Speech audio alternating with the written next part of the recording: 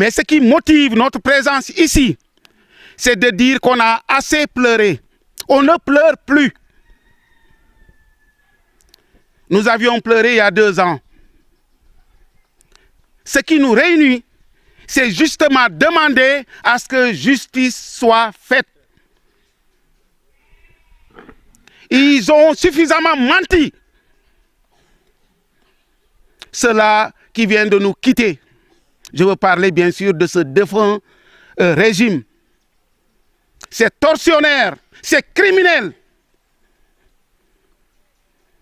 Ils en ont suffisamment tué. Ils ont créé la désolation partout où ils sont passés.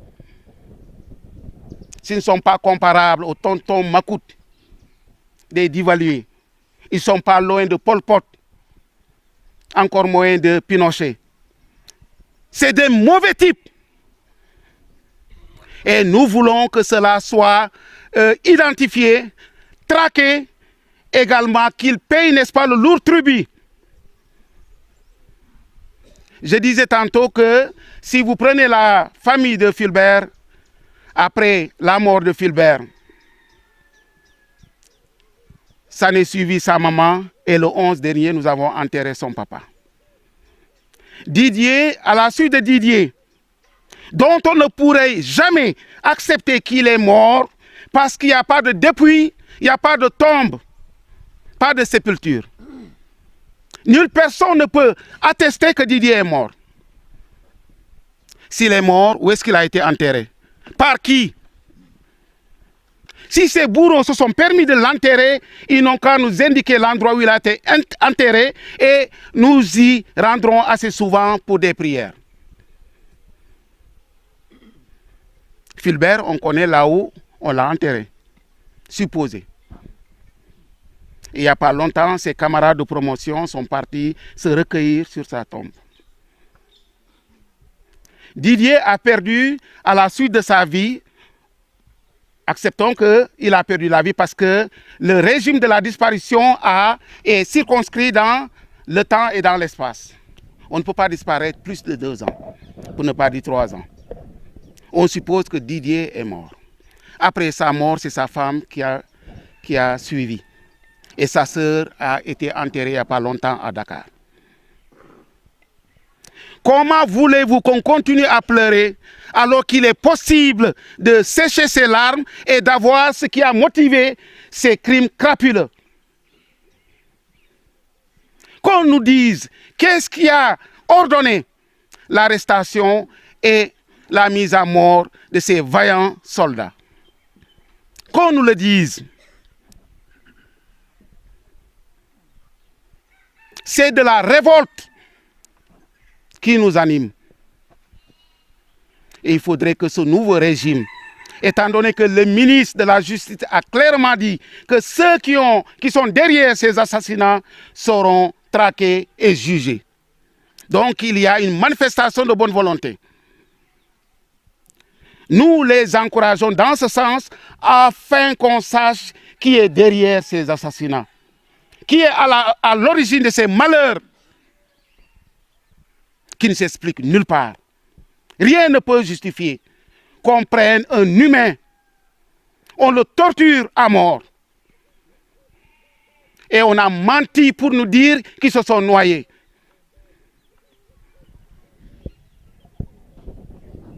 Il y a 2 ans, on vous a montré des gamins de 10 ans qui ont traversé la rive une fois. Comment de gros gaillards, de surcroît des militaires aguerris, dont l'un, Didier, est du GIGN, puissent se noyer. Ils se noient, mais dans le lieu où ils s'est noyé, il y avait les appâts de pêche. Il y avait les lignes de pêche. Il y avait des sandales. Est-ce que ces sandales sont plus lourds que ces humains? Comme on dit, un crime n'est jamais parfait. Ces crimes... di jiital nuyoo bi di ko teg ci loxo suñu kilifa monsieur Tabar ak suñu kilifa gu jigéen gi la reine de Ñoomun ak suñu kilifa aada yi toog ak yéen ñi nga xam ni yéen ñëpp léegi ay mbokk lañu ndax nattu ak injustice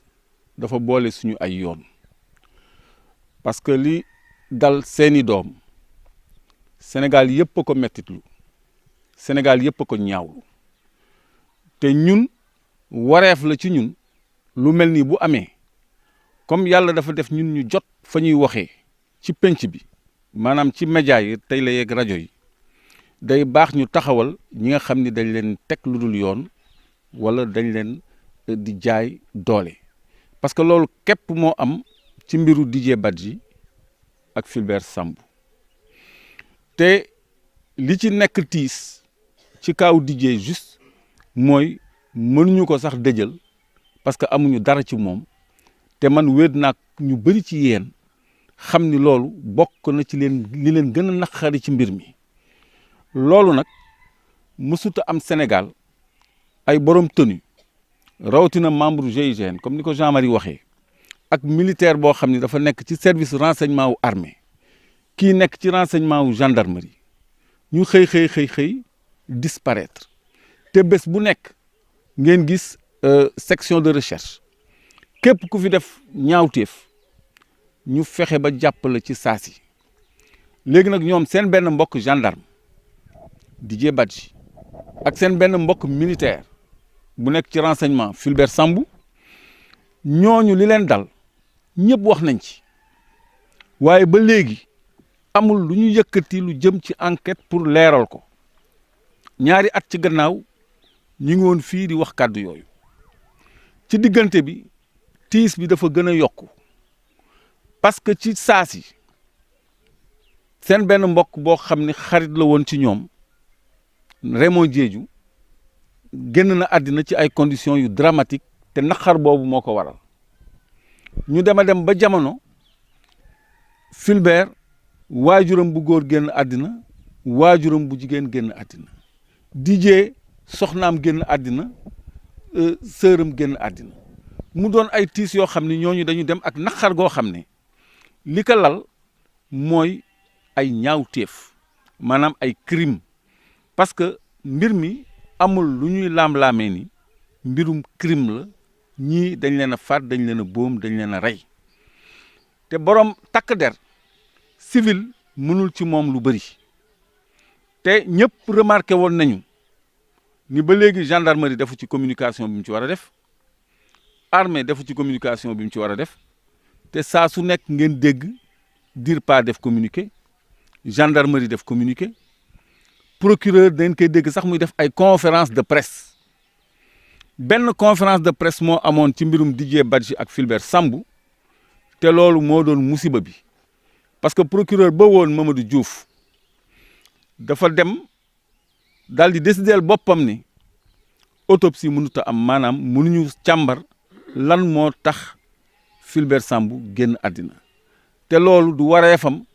parce que dafa war a commettre dafa war a sàkku ci benn personne qualifiée muy docteur médecin légiste mu def loolu te loolu lu mënoon a ne la donc ñëpp xam nañ ni loolu du woon dëgg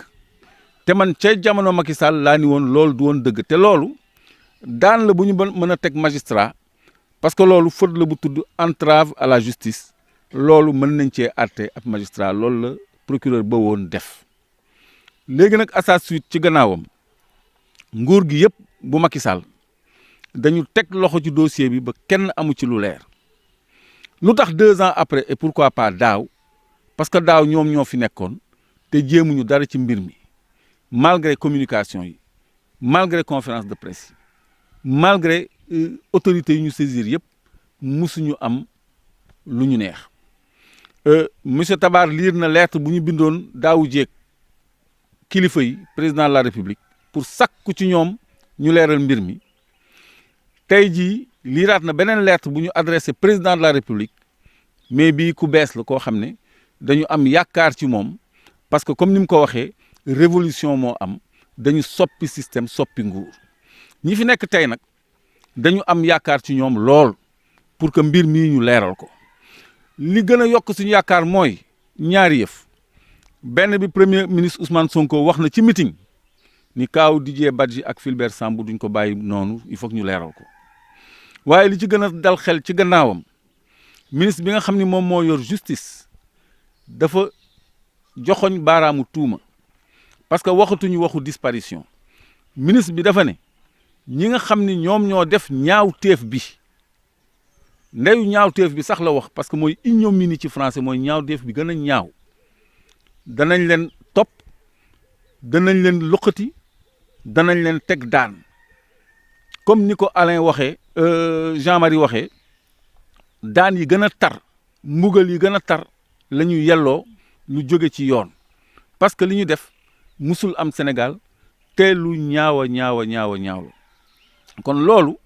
moo tax ñun tey jii yaakaar nañu ni lettre bi fi monsieur Tabar liir léegi nguur gu bees gi dana ko dégg parce que ñu ngi ci yoon yooyu waaye man sama xel li tax mu gën a dal dafa am ay kilifay armée yoo xam ne dañ cee xam lu bëri te ñu ngi wax am na ay ñu doon liggéeyandoog Didier Badji nekk biir gendarmerie dañ cee xam lu bëri te ñu ngi koy doxal kon tey jii nguur gu bees gi dana yomb ci ñoom ñu leeral ko saa yuñ ci jógee te leeral bi nag li ciy tegu mooy teg daan yi gën a tar comme ni ko monsieur Diémé waxee ci ñi nga xam ni def nañ fi lu musuta am kon lii moo waral sax man ak lu mu xat ma fexe teew fii nga xam ni daaw jéeg ñoo fi nekkoon pour wax lii kon tey jii mbir mi dootul jooytu mais ñaxtu la fexe ba suñu kàddu àgg ci kilifa yi fexe ba jëf toftalu ci maanaam ñu def dara def li ñu war a def poser ay acte parce que li wóor ba wóor mooy am na ñu nekk ci armée geeg gendarmerie yoo xam ni ñoom ñoo leen gën a bëgg sax yéen mbir mi leer parce que ay frères d'armes lañu ak Didier Badji ak Fulbert Sambou te ñooñu tey li leen tënkoon tënkatu leen may dalal seen xel rek ni enquête bi bés bu jógaatee dina leer nañ parce que ministre bi ku déglu ni mu waxee ngeen xam ni am na njort parce que dafa ne ñii nga xam ni ñoo def ñaawteef bi te Didier Badji kenn xamul ndax mu ngi dund wala dundul mais moom dafa ni ñi def ñaawteef bi danañ leen topp teg leen ay daan kon ñun lu ñu mën ci loolu ci suñu taxawaay ci wax ak kilifa yi ci wax ci waxukaay bi maanaam télé yeeg rajo yi ci manifester ak ci bépp initiative boo xam ne doomu Bliss Casa jël nañ ko ñun ñu ngi seen gannaaw ñu ngi seen wet ñu ngi ànd ak yéen parce que ñun ñoo bokk naqar bi parce que lépp loo xam ni du dëgg du yoon kenn waru ko nangu kon tey jii exigence la nguur gi fi nekk mën a mottali mbébét ak yéene doomu ñoomu ñi nga xam ne boobu ba léegi dañu nekk ci tiis boo xam ne injustice da cee lalu parce que même li leen war seen digganteeg njabootu ñi génn àddina dafa sooxe kon loolu mooy kàddu yu ma ci njëkk a sànni di remercier nag bu baax waa ñoomun ak waa Bliss Casa yëpp ci liñ ma boole ci seen bopp ci liñ ma boole ci seen mbir ci liñ ma boole ci seen combat parce que mbir mi combat la d'abord ñun ñu ngi Dakar waaye suñu xel yëpp a ngi fii parce que ñi seen doom yi nga xam ne ñoo am tiis bi daal seen kaw Dakar la leen dalee sous les drapeaux en plein service la leen dalee du ñu retraité du ñu neewoon congé ils étaient dans l'exercice de leur fonction Fulbert Sambou direction nationale du renseignement militaire la nekkoon Didier Badji GIGN la woon liggéey na ci renseignement donc ñooñu dañu rendre service état du Sénégal kon tey jii gendarmerie ak armée am na lu leen war ci Didier Badji ak Fulbert Sambou ak ci seen njaboot ci leeral ak ci teg justice ñi nga xam ne comme ni ko ministre bi waxee ñoo leen teg ñaawteef yi kon lii laa doon mottali ci olof parce que sama frère Jean-Marie émotion moo ko jàpp parce que mbir mi dafa metti lii mooy li ñu mën a wax ci kaw li ñu mënta wax ci kaw mooy may baamtu ni am na ay kilifay armée goo xam ne xam nañ ci lu kenn xamul te ñooñu li leen tënkoon léegi tënkatu leen am na ay ñu nekk ci gendarmerie bi ay nitu Didier Badji ñoo xam ne xam nañ ci loo xam ne li leen ci tënkoon wala li leen ñu ci doon ragalatuñ ko